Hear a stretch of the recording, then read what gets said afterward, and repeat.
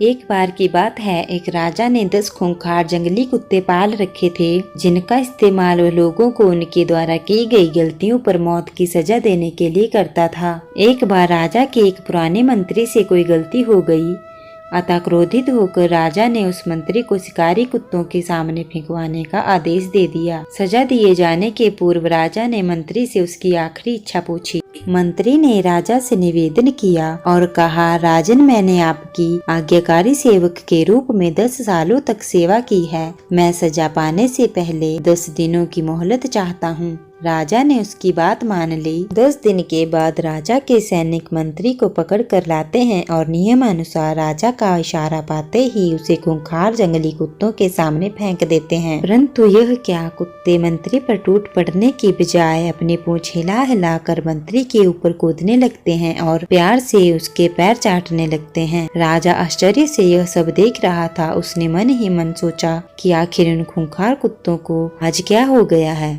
वे इस तरह क्यों व्यवहार कर रहे हैं। आखिरकार राजा से रहा नहीं गया। उसने मंत्री से पूछा, ये क्या हो रहा है? ये कुत्ते तुम्हें काटने की बजाय तुम्हारे साथ खेल क्यों रहे हैं? मंत्री ने कहा, राजन, मैंने आपसे जो 10 दिनों की मोहलत मांगी थी, उनका एक एक क्षण मैंने इन बेजुबानों की सेवा करने में लगा दिया। मैं रोज इन कुत्तों को नहलाता, खाना खिलाता और हर तरह से उनका ख्याल रखता। ये कुत्ते खूंखार और जंगली होने के बावजूद भी मेरे इन 10 दिनों की सेवा को भूल नहीं पाए हैं। परंतु खेद है कि आप प्रजा के पालक होकर भी मेरी 10 वर्षों की स्वामी भक्ति को भूल गए और मेरी एक छोटी सी भूल पर इतनी बड़ी सजा सुना दी। राजा को अपनी भूल का एहसास हो चुका था। उसने तत्काल मंत्री को आजाद करने का हुक्म दिया और आगे से ऐसी गलती न करने की सौगंध ली। मित्रों, इस कहानी से हमें यह सीख मिलती है, कई बार इस राजा की तरह हम भी किसी की वर्षों की अच्छाई को